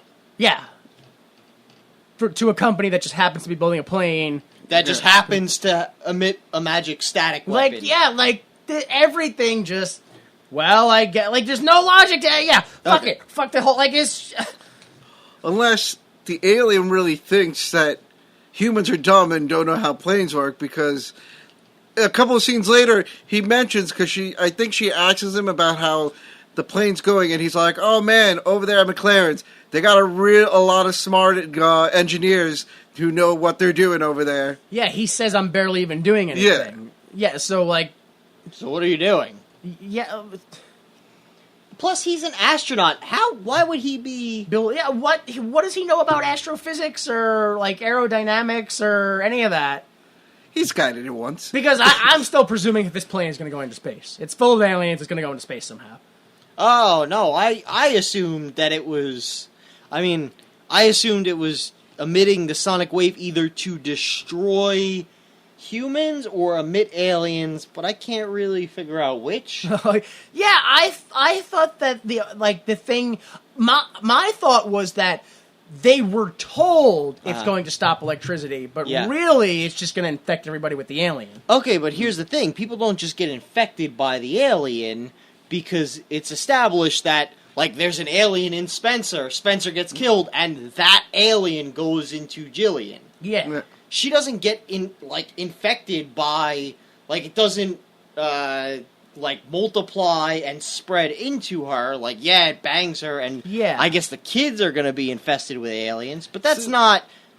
See, I think the plane, though, is meant to be kind of like what the satellite was, a transmitter. I think it's meant to be kind of like that, where the signal is going to be shot at the plane, and the kids are then going to use a signal to shoot down to the people under that they're flying over. Yeah, but where are the aliens that they're transmitting coming from? How does the alien put himself in Jillian? Like, where does that... How does he's in Spencer. Yeah. And then how does he throw some of himself out of Spencer? Well, Spencer dies, and then it's able to hover in the water. Like, okay, fine, Spencer dies, but just Spencer's mind? Like, it doesn't rewrite his genetic hit, like... I don't know. We're told that it's a signal, the aliens, and that somehow later on the signal can form itself into a physical water electric monster. I don't... Like, there is nothing that does not indicate that the aliens are, in fact, just a signal. Like, that could be their form, their only form, is electricity. So why would they need a plane? Like, I don't know. And, like, this film makes no fucking sense right here. Yeah, just fuck the film. Just fuck the whole film. Just fucking, where are we now? We did the tape, right? The tape. Oh, we're still at the tape? Oh my god. Okay, so, yeah, your kids are gonna be alien space computers. Spencer arrives in the living room. Again, it kind of seems like he teleports. Because you see him walk down the stairs, and then he walks into frame. Like, there isn't enough time from him walking down the stairs to him get to in. Yeah. It seems like he teleports. And here's what I don't understand, because she was literally just watching the tape. Yeah. And he walks up and he's like, "What are you doing?" She's like, "Oh, just staring at a blank TV." Yeah, they're like... It's like, did you turn the tape off, or did it just happen to end immediately before he shows up, and then, he wants to watch a movie? Yeah, another one of those shitty black and white video movies. Which, again, I'm like, so is this the 1950s? Like, why are they only black and white? Is that his thing? Is that all they have in society? But they have VHSs. Yeah, so it's got to be at least the 80s. Yeah, maybe it's Betamax. They just don't tell us. I don't know if they look different. They look different. Oh, I don't know. One's a shoe? Yes, one is a shoe and one is a VHS tape. Oh, okay. But which one's which? So yeah, never mind that. I have a video that I brought home. Let's watch it. What were you watching? Nothing. All right, let's watch this black and white video. And then, I don't know if you caught this because this was a little subtle. Actually, not this part. Seconds after this part. So they watch the video, they fall asleep, and Spencer has a dream about the 2 minutes. Or was it his dream? Was it Jillian's dream? We don't know. I don't know. But it's a view of the aliens being transmitted into Spencer. Yes, first-person perspective of the aliens. Yes. Yeah, view. And also, the Earth is immediately next to the sun. Just so you know. Yeah. They're both the same size, too. Yeah. And she wakes up and is like, "Were you dreaming? What were you? You were dreaming, weren't?" And he's like, No, I was just sleeping. Wasn't dreaming. But if you notice, he also refuses to look her in the eyes when he says that. Like, he only looks at the TV. No, I was just sleeping, no dreaming. And the tape is gone. Yes, he pulled the Mr. Reese tape out and, like, put his hand on it, and then they fall asleep and they wake up. It's gone. Oh, my God. How could he move while he's sleeping? And, again, she couldn't just be like, "Oh, where'd my pregnancy tape go? I gotta finish watching it later." Nobody is capable of lying in this film. Yeah. Unless it's relevant to the plot. There is no confrontation. And even when it's not. We go to, I don't know, some lunch thing. The boss lady wife sells Jillian some drugs to abort her baby. Wow, that makes so much more sense. I got confused, and for some reason I thought it was her doctor. I was like, really? Her doctor's like the baby doctor. I'll give you that. I thought at first, too, the same thing, but then when the scene kept going, I was like, oh, no, two different people. All right. No, yeah, it was... They're both white women with old white women with accents. Well, no, because the doctor is a fucking David Bowie doctor. Yeah. And the rich white lady is an actual rich white lady where she goes, oh, don't worry, honey. It's not like any of this means anything. Plus, he might buy you a bracelet. Yeah, okay. We see in the next scene, but I just kind of want to talk about it now. The pills that they give her to abort are the most menacing pills. Oh my god. They're capsule pills. Like red, dark red. Blood red. Yeah. And like the night in a horror film black. Like, yeah. I was just like, man, why don't you like throw the angry emoji on that too? Like seriously, like put some skull and crossbones on that shit. So she goes in the bathroom and she tries to talk herself into taking the pills, but can't do it because she keeps seeing visions of the twins in utero. Static attacks. Yeah, static. She gets static attacks. Spencer comes in furious and screams, "What were you going to do to them?" and hits her. She runs out of the apartment, or she runs to the apartment door, but Spencer cuts her off. She has visions of the babies and then falls down some stairs. Every time, I couldn't help but laugh. Was it just me? I found that shit hilarious every time. Because he seemingly corners her. Yeah. Like, it's shot as though he's backed her into a place with no escape. He's Yeah. like, where are you gonna go? Where are you gonna go? And then she just tumbles backwards down the stairs. I was like, she could have just turned around and walked down the stairs. Every time that happened, I went, wait, so which TV and movies are lying to me? 'Cause she should be having an abortion right now. Exactly. I was thinking the same thing, but at the same time, it's not like she rolled down on her side as much as she did a perfect back roll Yes. all the way down the She stairs. rolled Protected the backwards, babies. protected the bellies. But then we cut to a hospital where apparently they're like removing organs. Yeah. Was that really? Dude, there's like an entire surgical team and they keep like pulling these bloody instruments and shit away. I was like, what are they doing? No, you're right too, because at that scene I was like, oh shit, she had the baby. They're trying to, save the baby. Yeah, they're trying have to the baby save- come early. And then, no, she's still pregnant and fine. Yeah, I don't know if we have the technology now to fix an amniotic sac. Like if it broke, to be like, yeah, I'll just sew it up and let the Yeah. baby. I'm pretty sure it's just a preemie then, and you have to deal with that shit. Exactly. I'll just pour some distilled water in there, fill it back up. Do not, never give babies water. That's not a joke, I'm dead serious. Giving babies water will kill them. There's not enough nutrients in them, in the water. They're only allowed to drink breast milk. Man, babies are garbage. Yeah, dude. They can't do anything. They on can't their do own. a fucking thing, dude. Don't give babies water. I'm dead serious about that. That has scarred me for life. But I've seen in the stores baby water Yeah, special baby water that's pumped full of nutrients that's and vitamins. made of and- actual babies. Yeah. That's how they get stronger. They eat the other babies. So you tell me if I mix vitamins in with the water, then I can give it to a baby. I mean, And then you're looking at creating some kind of super baby, yeah, and nobody I wants think that. You're walking into like malpractice lawsuits. And... also, the UN might show up because again, super babies. And then we have to do a movie again about super babies. Nobody wants that. Yeah, That's garbage. it's all awful. So what do we do? We're at the hospital, right? The second Julian wakes up, Spencer shoves his face into her face and tells her, "Don't talk. Don't talk about anything. Never talk again about what you try to do. I love you and I'll always be here. Don't talk." Right, that's the whole scene. Later on, he's gone, and Nan shows up. She ignores everything her sister says and condescendingly tells her that she'll take care of everything.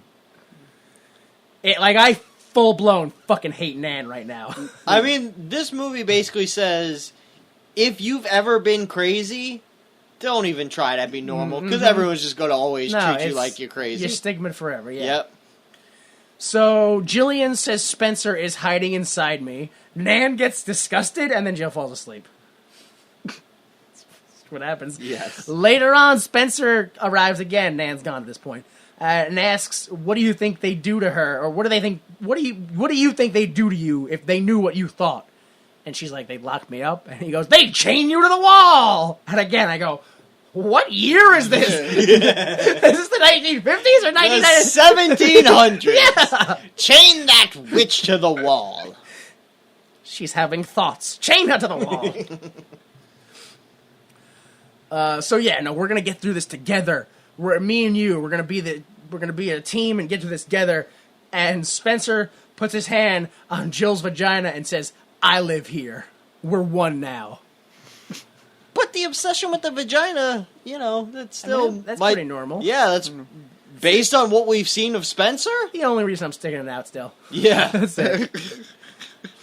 And this is probably just me, but he walks in to the room, or in the whole scene, with like a smoothie of some sort, and he gives it to Jill, so the whole time he's talking, she's just sucking on the smoothie, and like nodding and agreeing, and I'm like, is she retarded? And I was like, oh, maybe that's why she can only teach like the first grade, because that's as far as her knowledge goes. Hey, if you only have a second grade education, that means you can teach first grade.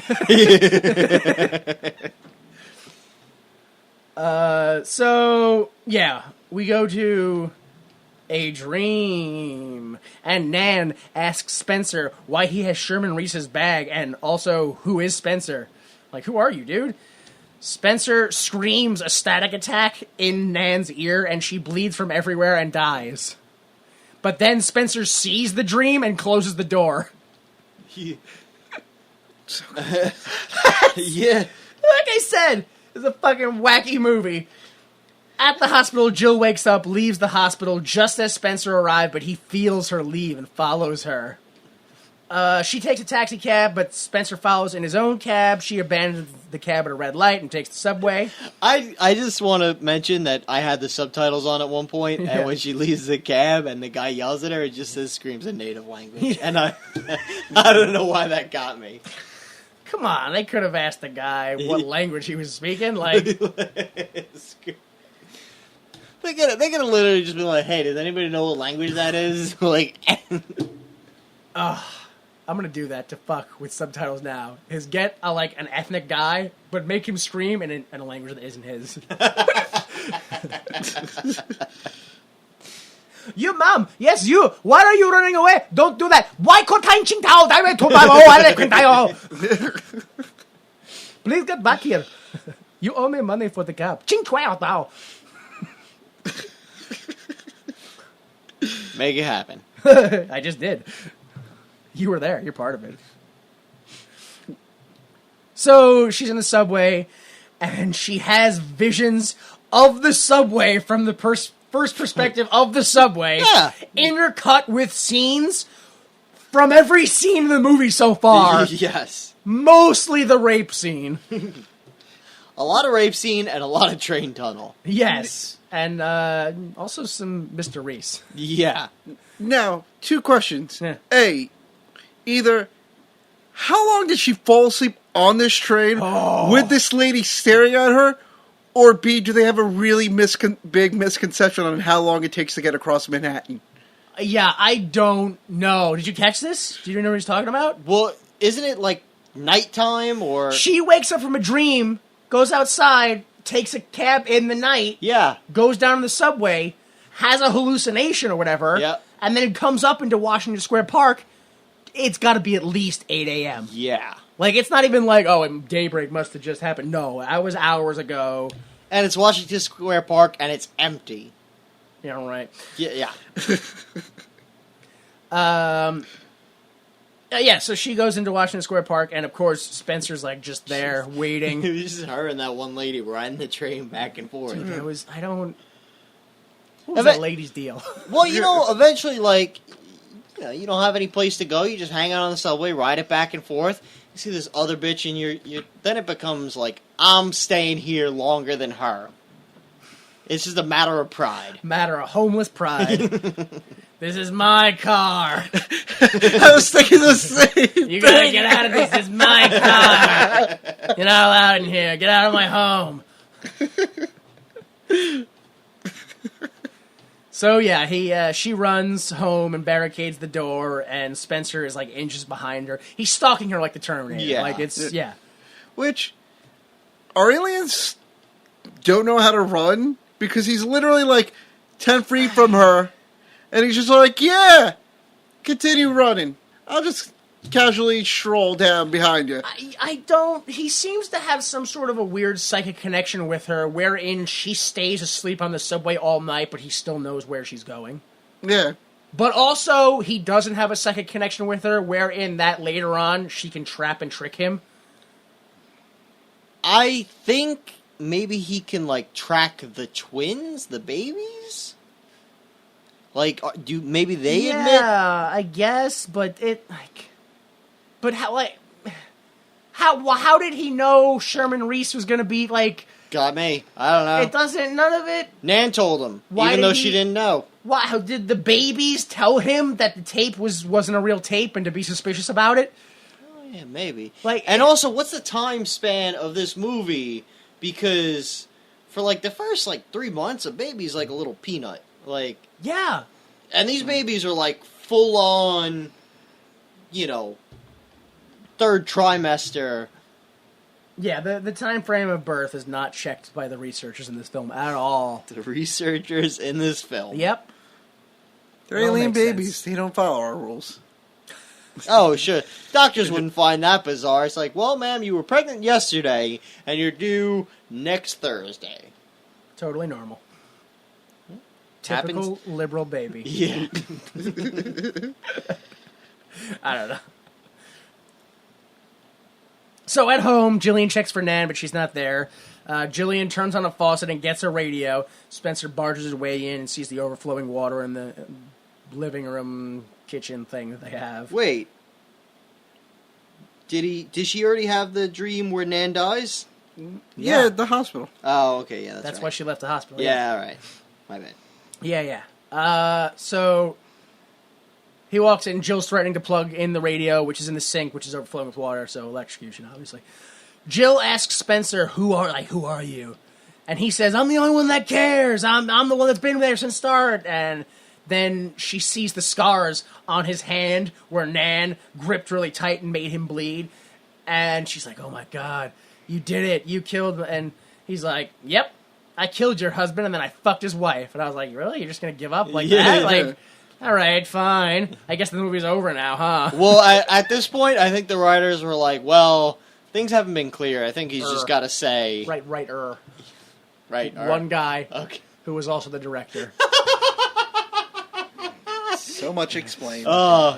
That's why it's such a crystal clear vision, this film. Yeah. Right in a crystal ball. Spencer, I don't know what happens here, to be honest with Uses you. the force... Right? to pull the babies closer and therefore bringing her closer. But just a little bit. Yeah, not like into a safe area, just inches. Couple inches. Like just to scare her. Yeah. Like, hey, look what I can do. Yeah. I'm tired. You come the rest. You know, it's like in Empire Strikes Back where Luke tries to lift the X-Wing and it's like, gets up a little bit. Spencer doesn't have Master Yoda to really teach him. That's what it is. It's because the other alien died, and Alex. Oh, that was Yoda. That was the rule of two. They're really Siths. Ah. That's why he was supposed to see he falls in love with the lady, Yeah. and they get pregnant, and then she dies of a broken heart. Oh my God, and it's twins. Yeah. What the fuck? Rip off. Yeah. Or did this come out? This is 99, and Yeah. so was episode 1. So technically, episode 3 stole this plotline. Nice. So yeah, inside the house floods with water from every room because I guess there's a bathtub in every side of the house. Like, In the very brief window where she walked in, pushed the dresser, and then grabbed the radio, she had enough time to turn on every faucet in the Yeah. entire home. And it was enough time for all the bathtub to fill with water, and the sink upstairs. And the sink, all at the same time. and flood the entire upstairs enough to overflow through the entire house. Yeah. So, Spencer is electrocuted to death, and the alien leaves him and goes inside Jillian. Yay. We jump to an undisclosed later time area, everything. On a front lawn, the American flag waves in front of twins on their first day of school.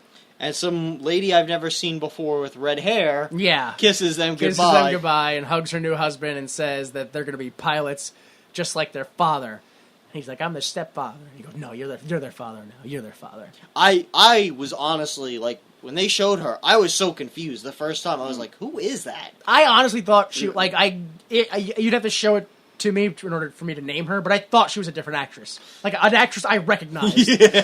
No, I thought the same thing, too, at first. I was just like, oh, they abandoned her real quick. And I was like, oh, shit, no, it's the same person. So, yeah. So we see the kids, I guess, have the static attacks coming out of their headphones? And they're just listening to static. Yeah. Yeah, like, I don't know if they have the static ability coming out of their heads or if it was taped on because they had headphones on. I still don't understand what the static is. Yeah, so... I think they were listening to it because they were also reading science books while listening to it. So that only leads me to believe that it was like, oh yeah, here, learn about alien technology and how, what you need. 4th grade chemistry book. All right, so the aliens... No, that's a different thing. That already happened. Sorry. Yeah, the kids go to school, and it turns out that their backyard is an Air Force base. The end. That's it. Yeah. That's the end of the film, and I don't know what happened. And that was such a weird shot to end, too. It's just like, yeah, there's an Air Force base. It has nothing to do with anything, but it's there. Okay, yeah, great. Is that Air Force base also going to build that plane that probably isn't going to get built now? Exactly. Because if not, that doesn't fucking matter. Whatever. Okay, fine. Could you make a sequel? You shouldn't, but could you? My sequel, I'll tell you right now, is remember how she said that if it weren't for Johnny Depp, she would have never left that mental hospital? She's been in the mental hospital. Yep, and now she has to break out and find her husband. Well, the husband she thinks she has. Yeah, because the only person who could save her from the hospital was Spencer. Yeah. So now she has to find Spencer. Oh my god, and I hope that there is no Spencer, and she's just a big Johnny Depp fan, and she actually has to go and hunt down Johnny Depp. I think he's at a point in his career where he would do that. He would probably do that. Do you guys have sequels at all? Yeah, so my idea Okay. it picks up several years later, Alright. where the twins, nothing has, like, come of the fact of weird aliens. Like, it hasn't become public, there's nothing nefarious has happened yet, but, what's his name? Reese? Yeah, Mr. Reese. Mr. Reese, NASA representative. Mm-hmm. Yeah, his protege was one of the few people who, like, actually understood what was going on, and we follow him as this guy, like, leads this deep down investigation. He's like, no, you don't understand. And then Mr. Armacost and the twins, and it turns out the twins are, like, each, like, oh, one is a head honcho in the Air Force, and one is some big executive guy in the yada yada, and he's trying to convince, he's been released from NASA too, but he's trying to, basically, I almost thought of it like a Matrix kind of thing, where they're bringing some new guy in, like, some new guy starts working at NASA, and this other guy's like, hey man, you want to learn the real shit? And it's, Alright, sure. That's the best I could do. Yeah, that's fine. You got anything? Mine also takes place years later, when they're both adults and they're trying to make a legion of other, like, static aliens and more twins and whatchamacallit, and they're actually trying to get this plane built, but it never really follows through because they don't have the technology still yet to create what they want to create. Okay. That's pretty much it, really. Yeah. The struggle of building a plane that can't be built? Pretty much.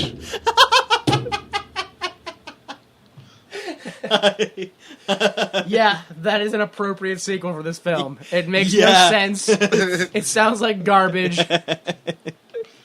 It's just two guys trying to figure out how to build a plane for 2 hours. Oh man. They're the alien version of the Wright brothers. Yeah, sure. Honestly, if their plan is to spread their alienness, isn't, like, the best plan, since they're both males and twins, to, like, once they're old enough to just go out and start banging women? I don't Right. know if they are aliens or not, so... Well, they gotta be. Yeah, I would figure they would be. Yeah, just go around just shooting their seed everywhere. Instead of trying... Exactly! Well, not everywhere. Presumably into the vaginas of women. Like, Listen, you don't know how alien sperm works. Maybe they just shoot it out and it floats into them like static. It's like a fish egg. but with people. I mean, to be fair, Jillian was infected by it going through her eye, so all you gotta do is just blast the girl in the eye, and... I mean... Or at least the ear. Aim for the mouth, it's gonna happen anyway. Okay, so... No, we have asked enough questions about this film. No questions, no opinions, none of that. Ah. We're just gonna move right on to why would you make this? Which is, I don't know why anyone would make this. The writer and director wrote, literally, from the start of his career. Yep. Crime drama, first thing he ever did. Okay. Playboy segment, All right. Candyman 2, crime drama, this, TV crime. Like Law and Order and... More like what's that show? What's that? Blue Bloods? NBC. No, yeah. NCIS? No, just the channel, NBC. Yeah. Just shitty shows for them that only go like one season because they're garbage, yeah. Ooh. Like, actually maybe not shitty, but have you ever heard of Life? No. No? Oh, well, that's one he did. A cop goes to jail, and then it turns out he didn't need to go to jail, and now he's back in the force. But he was in jail for years, like a decade or two. So it's like, what? Now he's a criminal, I guess, or something? I don't know. I didn't see it. It was garbage. This guy made it. Yeah, the most famous thing he did was Candyman 2 in my eyes. Yeah. So. And I have to move on now because that's twice I've said it. Please join us next time with Ari Gross, Ray Dawn Chong, and Thomas C. Howell when, to achieve his dreams of attending Harvard, a pampered teen poses as a young black man to receive a full scholarship Oh, my God. in the 1986 rom-com Soul Man. This was suggested by, however you say that name, Oh, shit. Jonathan Sigurdsson. All right. Sigurdsson. Yeah, Jonathan Sigurdsson suggested this to us, so we're going to do it. Okay. Thanks, dude. That means we have to come up with a theme for September. I think it's going to be Reasons Kids Suck. What's the... The second one? Yeah. Soldier. Soldier? Oh, all right. Yeah. Yeah.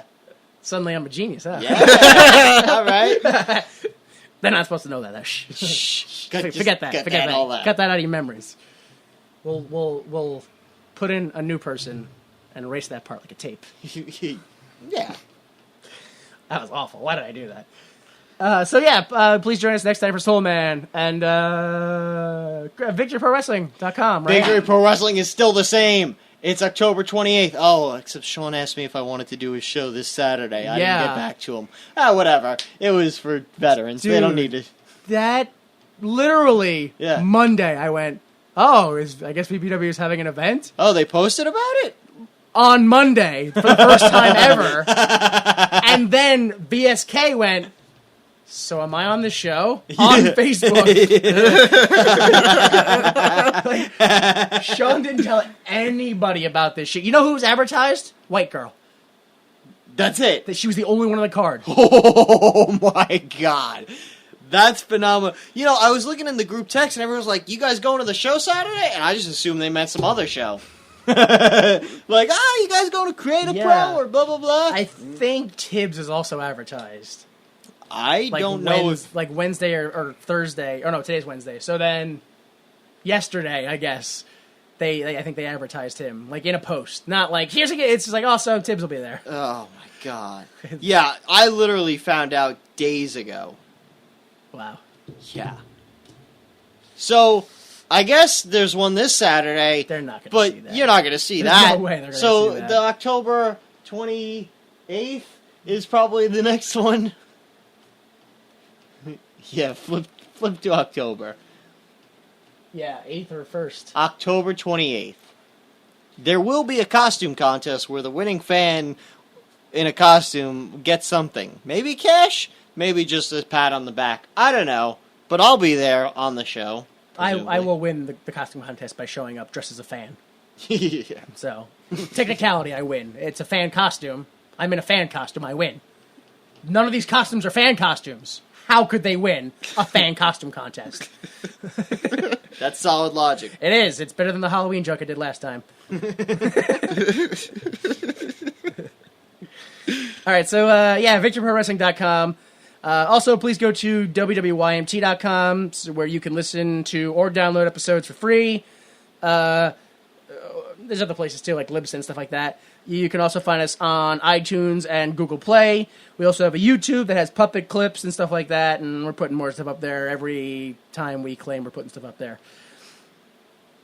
If you want to suggest anything to us, like a movie, or maybe you have your own funny idea for a McClure quote, or whatever it is, maybe we said something dumb or stupid and you want to correct us, because we're going to keep perpetuating that awful myth. You can contact us on social media by searching Why Would You Make This or WWYMT. We are on Facebook and Tumblr, but really Facebook is the way to talk to us. If you want to talk to us individually, I, Jimmy Time, am at Time Commander on Twitter. Delta. At VJ Delta. That's that thing. At WWYMT. That's the official Why Would You Make This, whatever I said. Falling Off Your Love by Kill Paris is the intro. Taking us out will be us singing Thriller. I did not print out the lyrics, so we're going to guess what the lyrics are. I know the chorus, right? Yeah. There's more to the song than that. No, I don't think so. I think it's just the Thriller part. Yeah. We'll see. Listen, it's just a thriller. A thrill night. So apparently you know the most lyrics out of any of us. All right. All right, so for Danny Money and Jay Delta, enjoy that. I'm Jimmy Time. Please remember, without the mistakes of others, we'd be forced to endure the pain of failure ourselves. Support the arts. So how does the song, does anybody know anything about the song start?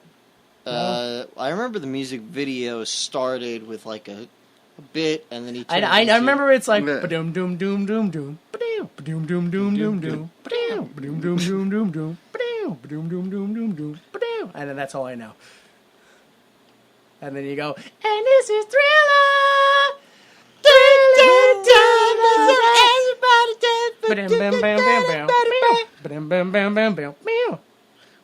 There's somebody. Now don't stop there. That's Yeah, like what how is it it? goes. Yeah. The only part I can remember is like the first three words. I think it's like, it's at the midnight. Yeah. Something, something, something, something. You start to scream. And some other words have been in this part. You know it's Thriller! Is that how it goes? Yeah, and then there's like a roar at the end. Well, that's at the end. Oh, well, it's, okay. The preceding recording is for entertainment purposes only, and the views expressed in this podcast do not necessarily represent the views of Why Would You Make This, its owners, employees, or associates.